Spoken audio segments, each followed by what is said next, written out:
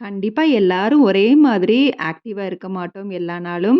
So ஏதாவது ஒரு சில நேரம், ஒரு சில நாள்ல நம்ம ரொம்ப லேசி ஆயிருவோம். அந்த மாரி லேசி டேஸ்ல சிம்பிளா வந்து குக் பண்ணி முடிச்சிடணும் அப்படிங்கிற மாரி தாட்டு தான் இருக்கும். அப்படி இல்லன்னா ஹோட்டல்ல போய் ஏதாவது வாங்கி சாப்பிட்டு வேலைய முடிச்சுக்கலாம் அப்படிங்கிற சிந்தனை கூட ஓடும். ஆனா இப்பல்லாம் கொஞ்சம் வந்து ஹோட்டல்ல வாங்குறத வந்து குறைச்சாச்சு. அதுக்கு பதிலா சிம்பிளா தோசையும், தேனும் கூட வச்சு சாப்பிட்டு சிம்பிளா வேலைய முடிச்சிடலாம். வீட்லயும் வந்து செஞ்சு சாப்பிட்டா ஒரு திருப்தி இருக்குங்கிற மாதிரி முடிச்சிடுறது. ஸோ லேசி டேஸ்ல வந்து சில வேலைகள் வந்து லேசியா தான் போகும். ஆனால் சின்ன சின்ன வேலைகள் என்னோட ரெகுலர் ரொட்டீன மட்டும் மாத்திக்க மாட்டேன்.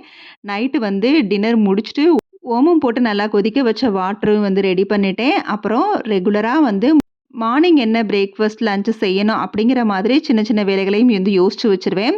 முடிஞ்சா அதுக்கும் வந்து ப்ரிப்பேர்டா எல்லாத்தையும் எடுத்து வச்சுருவேன். இப்படிதான் சில லேசி நாள் ஓடும். ஆனா ரெகுலர் ரொட்டீன் மட்டும் முடிஞ்ச அளவுக்கு மாத்திக்க மாட்டேன்.